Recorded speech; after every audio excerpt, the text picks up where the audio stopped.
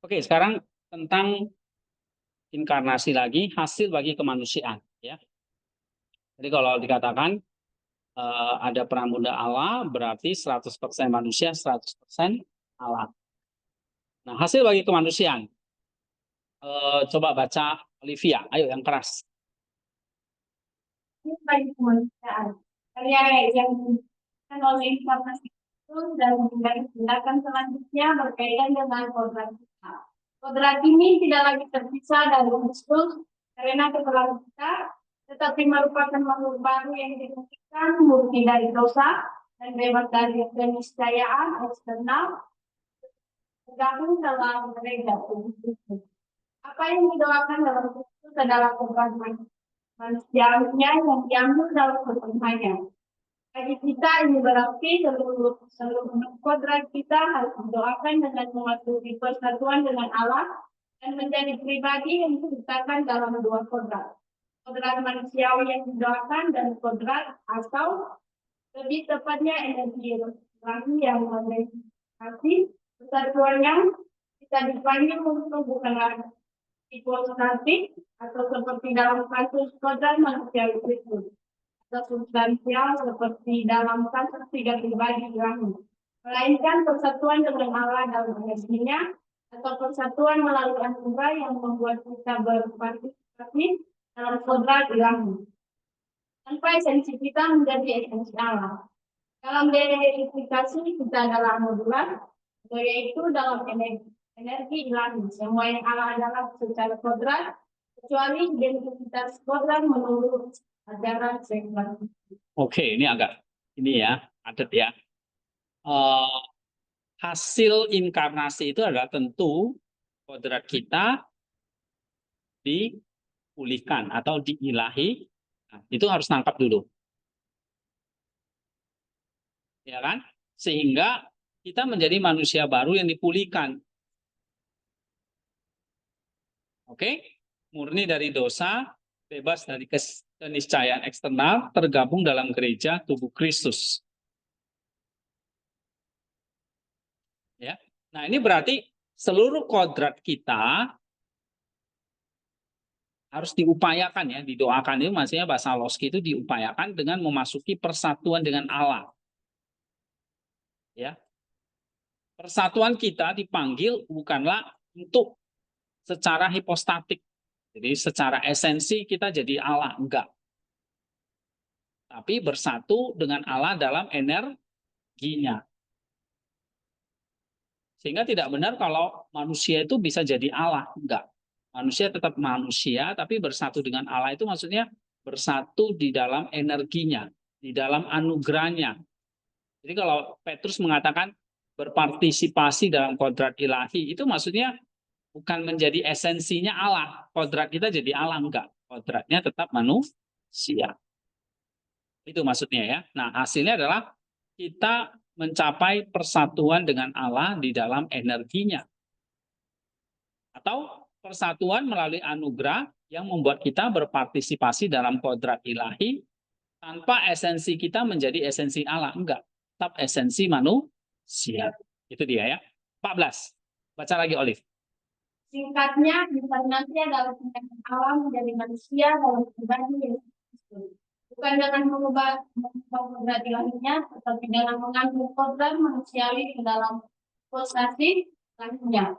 Ini adalah tindakan kehendak Allah yang disengaja berada dalam keputusan abadi yang diperlukan untuk menebus penghalang yang diciptakan oleh kejatuhan dan memberikan potensi kemanusiaan untuk deifikasi, sebuah potensi yang sekarang terwujud dalam kemanusiaan Kristus yang didoakan dan diperluas kepada orang percaya yang tergabung dalam tubuhnya gereja. Iya.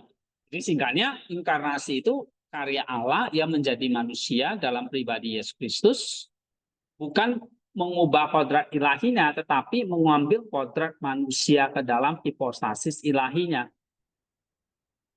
Jadi hipostasis ilahinya nggak hilang. Dia tetap punya kodrat ilahi. Dengan satu pribadi, yaitu pribadi Allah. Yang punya dua kodrat. Ya. Untuk apa? Untuk menembus penghalang tadi, memurnikan kodrat tadi, sehingga memulihkan potensi kemanusiaan untuk deifikasi, ya, supaya manusia itu bisa bergabung di dalam tubuhnya, yaitu gereja, atau mencapai deifikasi, ya, atau pengudusan tadi. Oke, yang ketiga nih sekarang, pribadi dan kodrat Kristus, kenosis dan perikoresis. Coba baca lagi kedua konsep ini. Ini sangat penting dalam teologi misteri inkarnasi, bagaimana kodrat ilahi dan manusia dapat eksis bersama dan berinteraksi dalam satu pribadi Yesus. Nah, sekarang kita akan perdalami dinamika kodrat ilahi dan manusia itu dalam satu pribadi. Ya, ini kita harus ingat. Kodrat ilahi dan manusia eksis bersama dan berinteraksi, saling kenosis, saling perikoresis dalam satu pribadi, Yesus Kristus. Nah, ini kita mau belajar ini ya. Kenosis sekarang, satu. Kenosis atau pengosongan diri. Istilah kenosis atau dalam bahasa Yunani kenosis mengacu pada pengosongan diri atau penghinaan kali dari putra Allah dalam inkarnasi. Ini dipahami bukan sebagai kemiskinan atau penanggalan kodrat ilahi. Nah, jadi ingat ya, Yesus menderita, Yesus mengosongkan diri, bukan dia jadi kayak manusia kita beneran benar. Tapi jangan lupa dia tidak menanggalkan kodrat ilah. Ini yang jadi jangan ekstrim gitu ya. Yesus jadi manusia, ya udah Yesus berarti bisa berdosa. Enggak, ada kodrat ilahinya. Nah, kita nggak punya kan? Kita hanya manusia, nggak ada kodrat ilahi kita. Tapi manusia Yesus ini punya. Nah, gitu. Terus? Melainkan sebagai modus keberadaan kodrat ilahi yang diutus ke dunia.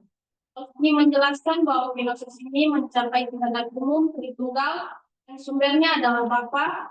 Bapa Kristus, Bapa lebih besar daripada aku, dilihat sebagai ekspresi dari penolakan kenotik atas kehendak sendiri dalam memenuhi kehendak ilahi yang umum itu. Nah, ini artinya apa? Kenosis ini, ya, dia mengambil satu modus apa yang di sini ya, modus keberadaan pribadi ilahi itu yang tadi wujudnya itu adalah satu pengosongan diri ya, atau kemiskinan gitu ya.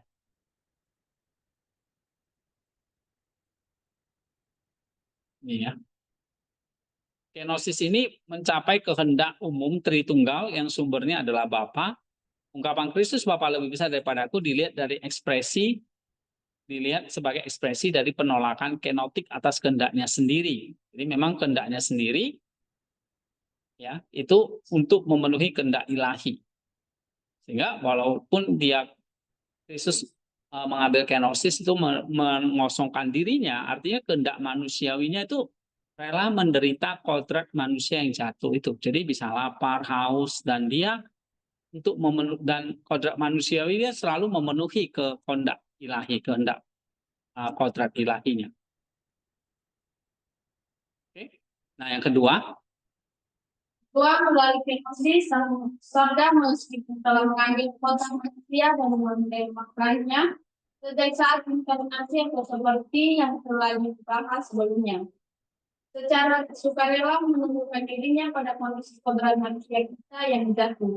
Dia mengambil konsekuensi dosa, atau meskipun dia sendiri tanpa dosa karena telah berada keperawanannya.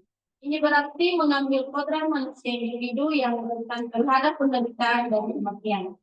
Dia turun ke pos terdepan keberadaan yang telah dirusak oleh dosa, bahkan sampai kematian dan kematian.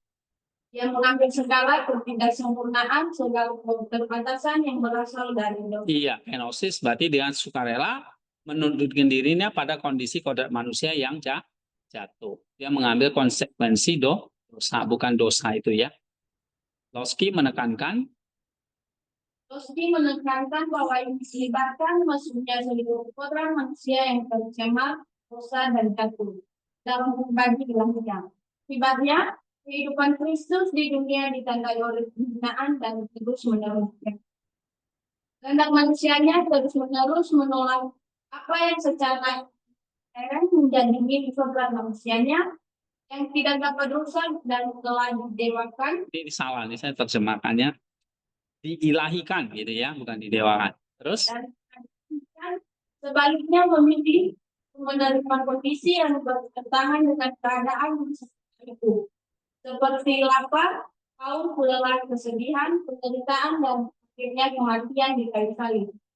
Integrasi sukarela ke dalam kondisi kemanusiaan yang jatuh ini tentu saja mencapai puncaknya dalam kematiannya di kayu salib dan turun ke neraka. Iya, atau Hades ya. Jadi dengan kenosis dia mengalami penghinaan yang terus-menerus, lapar, haus, sedih, menderita, dan puncaknya mati di atas kayu salib. Itu bentuk kenosisnya. Tapi jangan lupa, ada pribadi ilahi yang menyertai dia. Jadi dia lelah dalam kodrat manusianya. Kodrat ilahinya bisa lelah? Enggak. Ya, jadi pribadi Yesus bisa lelah? Iya. Tapi kelelahan itu ditopang oleh keilahian. Terus. Meskipun Gnostik secara eksplisit menghubungkan Saint Maximus ke The Confessor dengan Saint Maximus the Confessor dengan pembedaan kehendak. Gnostik lain menyebutkan transfigurasi sebagai momen yang dengan jelas mengungkapkan dua aspek kemanusiaan Kristus. Keadaan alamiahnya yang diilhaikan, yang dilakukan, dan keadaan penuntukan dirinya secara sukarela pada kondisi kemanusiaannya yang jatuh. Perayaan transfigurasi dianggap krusial untuk memahami kemanusiaan Kristus, menunjukkan baik keadaan alamiahnya yang dilakukan maupun keadaan penuntukan dirinya secara sukarela pada kondisi yang jatuh. Kelima, oleh karena itu, kenosis bukanlah pengurangan keilahian, melainkan penurunan yang luar biasa yang merupakan keilahian dimanifestasikan dalam kerendahan dan kelemahan, membutuhkan mata iman untuk mengenal pribadi ilahi dalam wujud seorang hamba ini. Iya, jadi kelosis itu bukan mengurangi keilahian, tetapi menurunkan penurunan yang luar biasa yang memungkinkan keilahian dimanifestasikan dalam kerendahan dan kelemahan. Ya. Nah, sekarang perikoresis, saling menembus.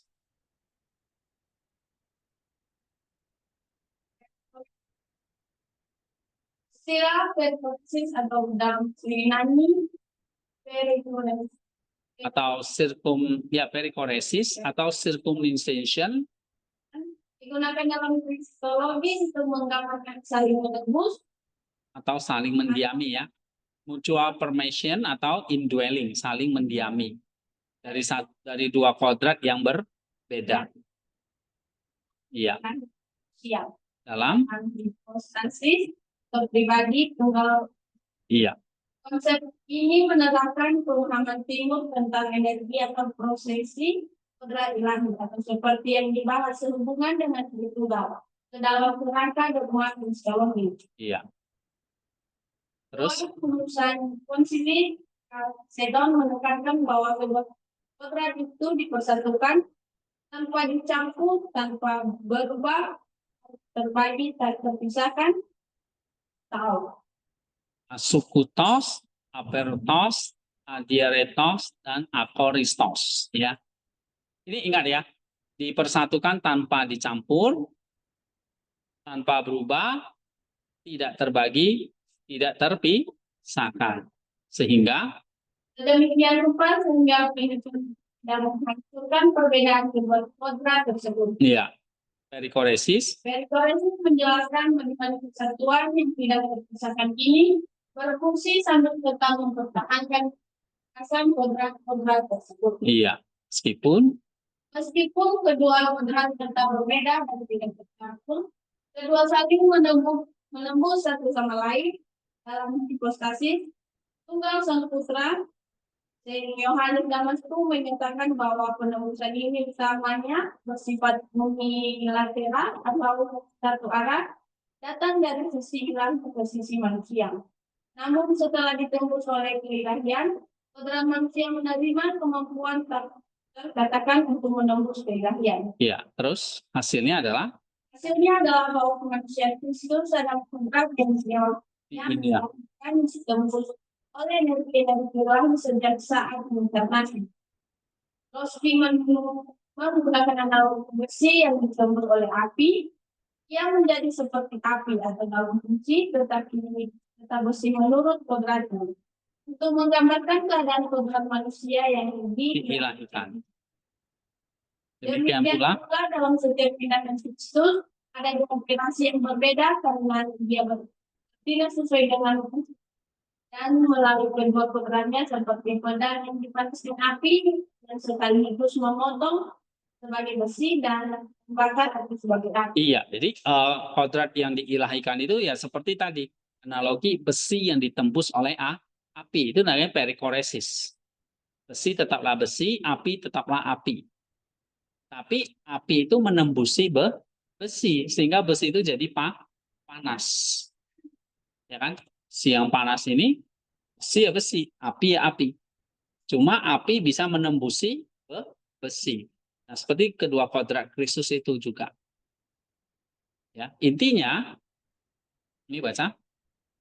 Intinya, perikoresis memastikan bahwa operasi dan sifat ilahi serta manusiawi dialami bersama dalam tindakan Kristus, bukan karena kodrat itu bercampur atau berubah, tetapi karena keduanya saling menjalin dan saling menembus satu sama lain dalam satu pribadi ilahinya. Iya.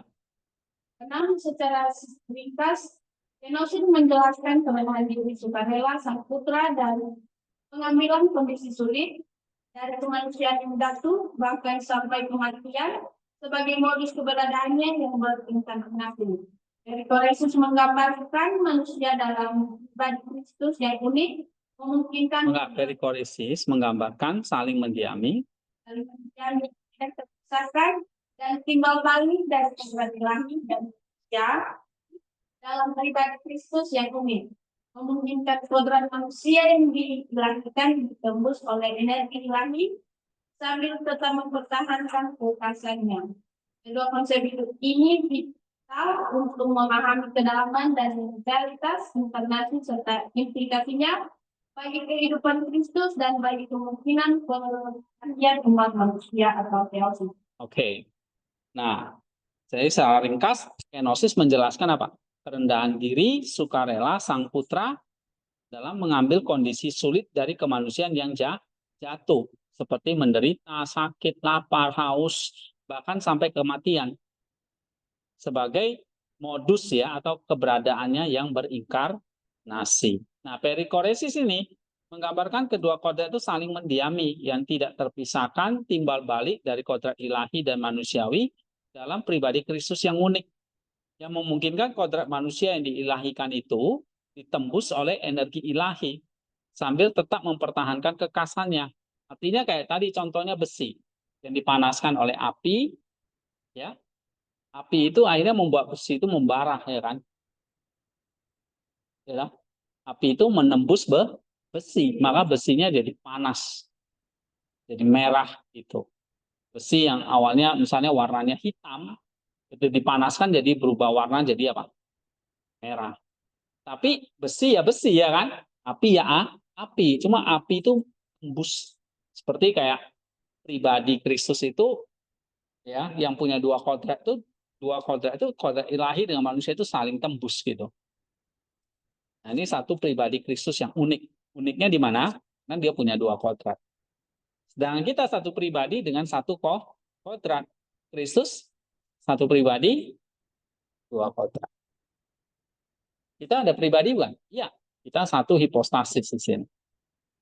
Tapi punya satu kodrat. Kristus, dua kodrat. Ya. Oke. Kita sampai di sini dulu. Ini nanti ada kehendak Kristus, lalu ada penderitaannya. Ya, ini bahas tentang penyalipannya, lalu karya keselamatannya, dan ya ini bahas sampai ini ya karya keselamatannya. Jadi masih bahas tentang kodratnya atau kenosis. Nah, lalu nanti ada ekonomi dari revolusi. Ini saya belum bagi kan bukunya.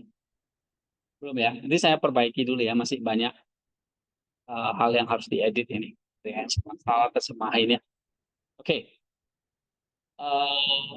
Ini saya edit, nanti saya bagi aja ke kalian. Bisa baca ya. Saya belum tahu apakah ini nanti dipakai untuk semester depan. Mungkin saya akan pakai.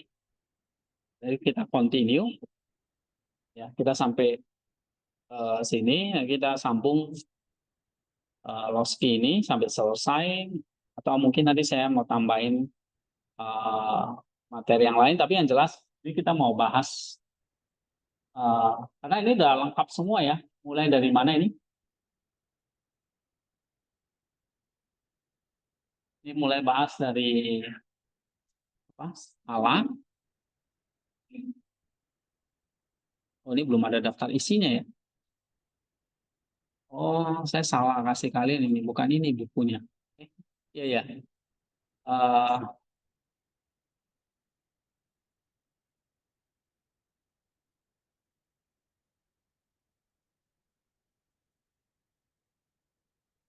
Ini kayaknya yang belum diperbaiki nih.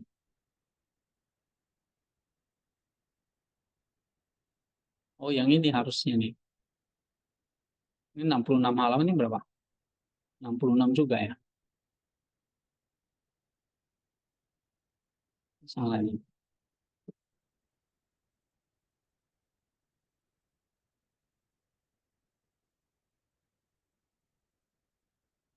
Jadi kayak kata didewakan itu harusnya teosis ya. Oh ya, ini belum diperbaiki. Oke, nanti saya perbaiki, ini ada yang salah. Ya, ini ya. Ini nanti ada covernya, nanti saya perbaiki dulu. Nah, kamu lihat di sini ya. Dia udah bahas lengkap nih tentang Allah, ya bahas. Lalu penciptaan, baru karya Sang Putra ini tentang keselamatan, ya, Roh Kudus.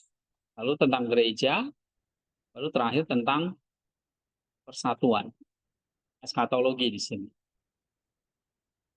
Oke, ya. Atau nanti kita mungkin mau pakai satu buku yang lebih aset lagi, ini dari Loski. Ini dia.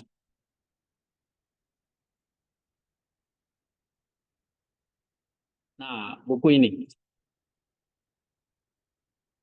Ya, ini dari penciptaan sampai nanti nih ya, mulai dari Allah Tritunggal, penciptaan manusia, lalu penebusan Kristus, Roh Kudus, dan eskatologi, gereja dan eskatologi. Nah, mungkin saya mau pakai antara buku ini atau ini, nanti kita lihat ya. Itu semester depan.